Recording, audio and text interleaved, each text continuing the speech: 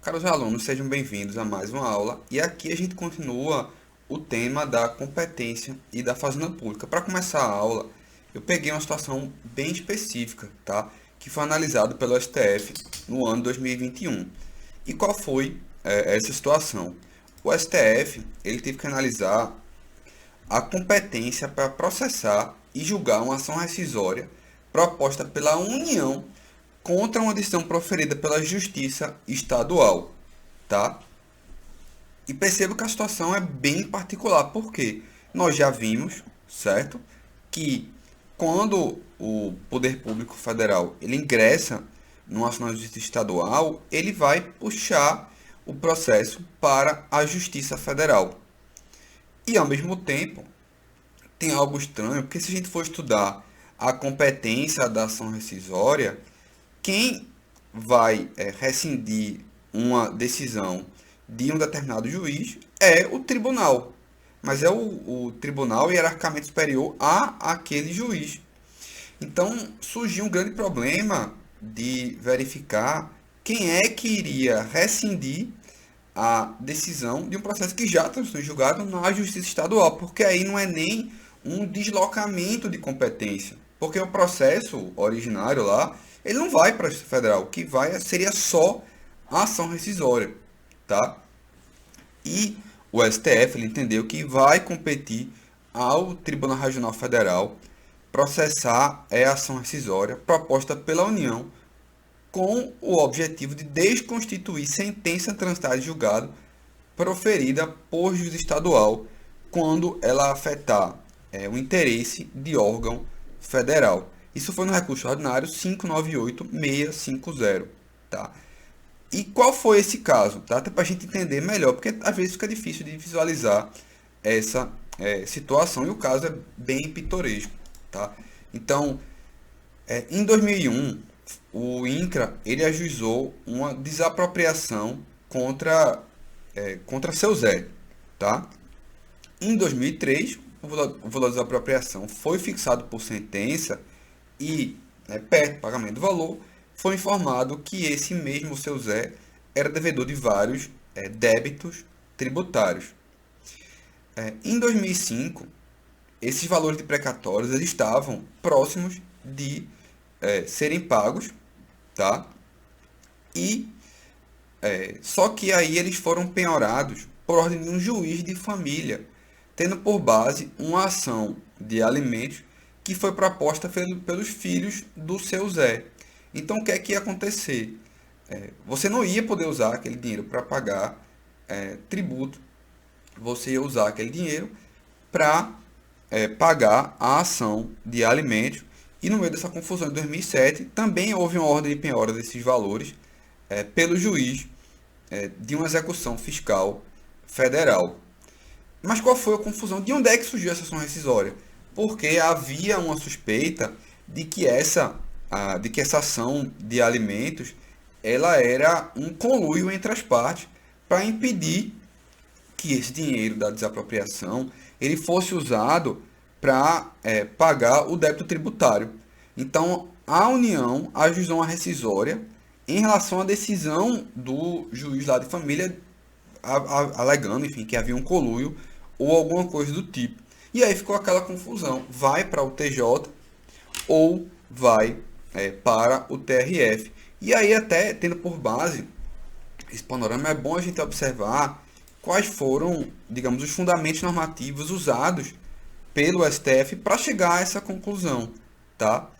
E ele teve que fazer uma interpretação conjunta de alguns textos da Constituição. Por quê? Quando a gente olha para a Constituição, você vai olhar artigo 108. Compete aos tribunais regionais federais processar e julgar originariamente as ações rescisórias de julgados seus ou dos juízes federais da região. Perceba que olhando só para o 108.1, não teria como o STF chegar a essa conclusão de que a rescisória de um juiz estadual iria ser realizada pelo TRF. Mas ele também olhou para o 109, que diz que aos juízes federais compete processar e julgar as causas em que a União, entidade autárquica ou empresa pública federal forem interessadas na condição de autores, réis, assistentes ou oponentes. Então, o que é que o STF acabou chegando à conclusão? Olha, eu tenho, tá, que ter a análise do caso pela Justiça Federal, porque a União ela é interessada, ela vai ser parte nessa ação rescisória. Então, vou ter que interpretar o 109 e o 108 de forma conjunta para poder dizer que também vai caber ao TRF processar uma ação rescisória de julgado de outra justiça. Por quê? Porque quando a União está atuando, o processo tem que ser na Justiça Federal. Claro, assim, tem muita doutrina que vem criticando, né, tá? Porque uns vão dizer que não, tem que ser o TJ, ou não, o TJ vai reconhecer que é incompetente jogar para outro canto. Enfim, tem várias posições, mas para o STF, nesses casos, se a União quiser rescindir uma decisão de juiz estadual, essa decisão vai para o TRF, tá? Enfim, ultrapassado esse caso específico, a gente tem que olhar para as especificidades em relação à competência territorial, tá? Tanto da União, estados e também dos municípios, porque isso aparece muito na prática e também para concurso é muito fácil de ser cobrado, porque, enfim, está lá na lei, é fácil de cobrar isso, tá? E agora a gente vai olhar primeiro para a competência territorial da União, tá? Qual é a competência territorial da União? A primeira hipótese é que é competente o foro do domicílio do réu para as causas em que seja autora a União. Então, o que acontece? Se a União vai ajuizar a ação contra o indivíduo, a competência vai ser no foro do domicílio do réu. A lógica é, como a União ela está em todos os lugares, né, digamos assim, está no Brasil todo, a lógica é ajuizar no domicílio do réu para facilitar a defesa desse réu. E o outro lado, tá? Quando a União é a demandada, o que é que o direito fez? Olha, eu vou dar várias opções para esse autor, porque como a União está em todo canto, ela pode, digamos, se defender em qualquer lugar. Então, o autor ele vai poder escolher. Ele vai poder propor no foro de domicílio dele, no foro de domicílio do autor. Ele pode propor ação no foro de ocorrência do ato ou fato que originou a demanda.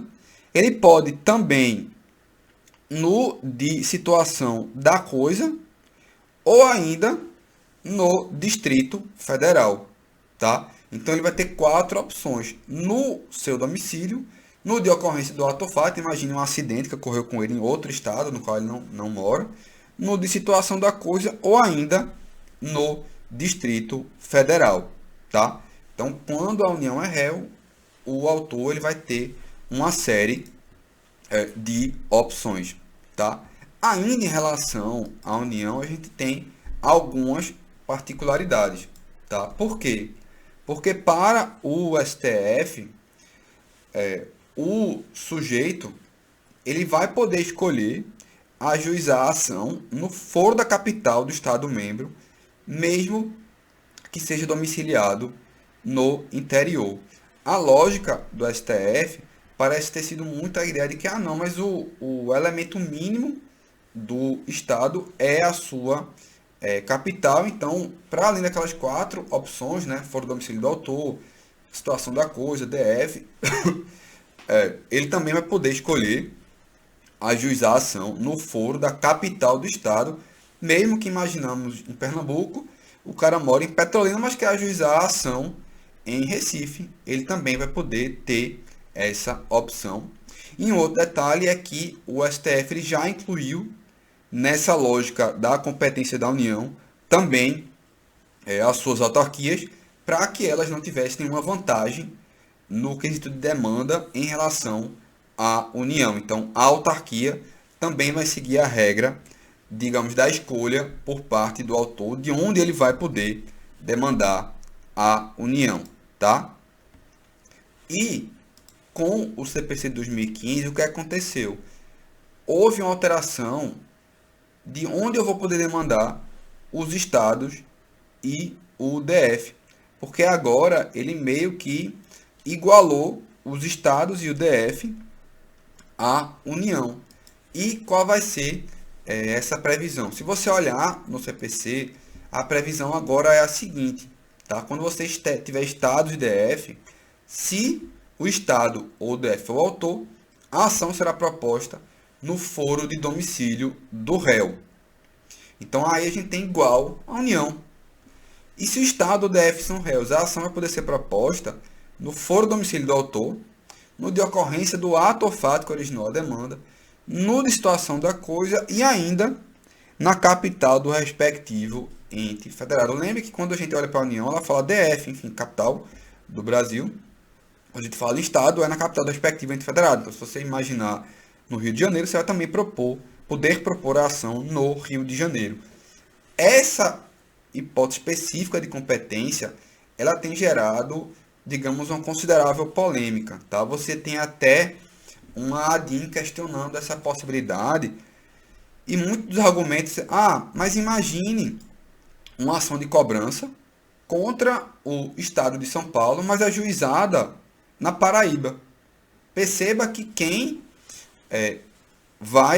caso o estado de São Paulo seja condenado, quem vai analisar a fila do precatório vai ser o estado da Paraíba. Então você vai ter uma coisa meio complicada do ponto de vista operacional, tá? Que o juiz da Paraíba, né, na verdade o presidente do Tribunal da Paraíba, como é que ele vai organizar a fila em conjunto com o presidente do TJ de São Paulo, a fila do precatório? Há quem diga que isso viola o princípio federativo, que seria inconstitucional. O STF ainda não se pronunciou sobre o tema. Eu sou da opinião de que não há inconstitucionalidade. Você pode dizer que pode ter uma inconveniência, tá? Porque você pode imaginar que isso é verdade. As procuradorias estaduais, elas não têm a mesma estrutura da União. Ora, a União tem no Brasil todo. Tá? Se você pensar nos estados, você vai poder imaginar que eu posso ajuizar uma ação contra o Rio Grande do Sul no Acre.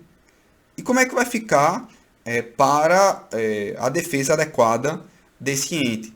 Tudo bem que, digamos, agora a gente está tendo audiência telepresencial, fica mais fácil, mas e se tiver que se deslocar, como é que vai ficar?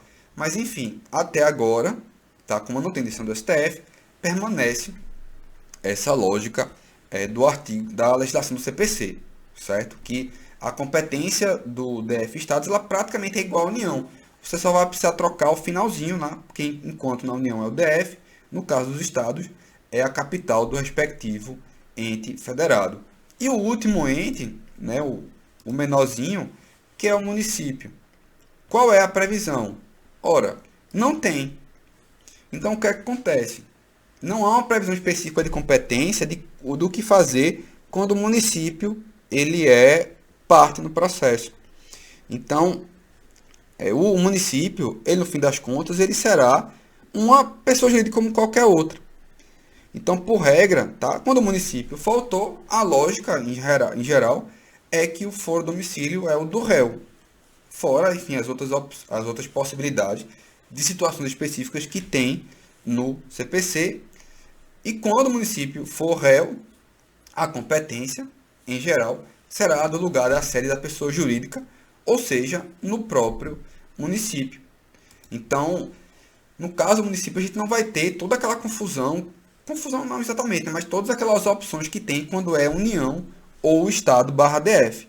O município, ele é uma pessoa jurídica como qualquer outra, tá? Um último ponto em relação à competência da Fazenda Pública é a súmula 206 do STJ, que ela vai dizer o seguinte: ela vai dizer que a existência de vara privativa instituída por lei estadual não altera a competência territorial resultante das leis de processo, tá? Então, o que é que isso significa? Porque o argumento que era utilizado pelos municípios, enfim, pelo poder público, pensando na justiça estadual, ele dizia, olha, só tem vara da Fazenda Pública na capital, em Recife, por exemplo. Então, você não vai poder ajuizar uma ação contra o Estado de Pernambuco em em Petrolina, que, digamos, não tivesse vara da Fazenda Pública. Você vai ter que ajuizar sempre na capital. Não, tá? Perceba que essa vara da Fazenda Pública, ela até tem competência absoluta. Mas ela tem competência absoluta quando a ação ela já deveria ser ajuizada naquele foro. Então, digamos, a ação ela tem que ser ajuizada contra o Estado de Pernambuco em Recife. Ela tem que ser ajuizada na vara da Fazenda Pública. Se ela for parar na vara de família, o juiz da vara de família é absolutamente incompetente para processar aquela ação. Mas, se aquela ação, pelas regras da competência do processo, ela poderia ser ajuizada em Petrolina, o fato de não ter vara da Fazenda Pública é totalmente irrelevante. É exatamente isso que quer dizer a súmula 86 do STJ, que a existência de vara privativa instituída por lei estadual não altera a competência territorial resultante das leis de processo. Então, só para relembrar, e aí jogando o município do Recife como exemplo, eu tenho uma ação que por algum motivo ela teria que ser ajuizada em Caruaru, que é um município de Pernambuco. Eu como município não posso alegar, não, mas aí não tem vara da Fazenda Pública, tem que ajuizar em Recife. Não, porque essas varas privativas não alteram as regras de competência territoriais do processo civil, tá certo? Então, mais uma vez eu agradeço a sua atenção, conseguimos ver os principais pontos da competência e poder público, mas de forma geral, porque quando a gente vai olhar vários outros temas durante essas aulas, a gente vai ter algumas especificações. Então a gente vai olhar em mandato de segurança, vai ter especificação da competência, a gente vai olhar em execução fiscal, vai ter mais algumas indicações de competências diferentes, tá? Então, presta atenção também nas outras aulas, que a gente vai ter algumas especificações da competência, tá? Então, muito obrigado e até a próxima aula.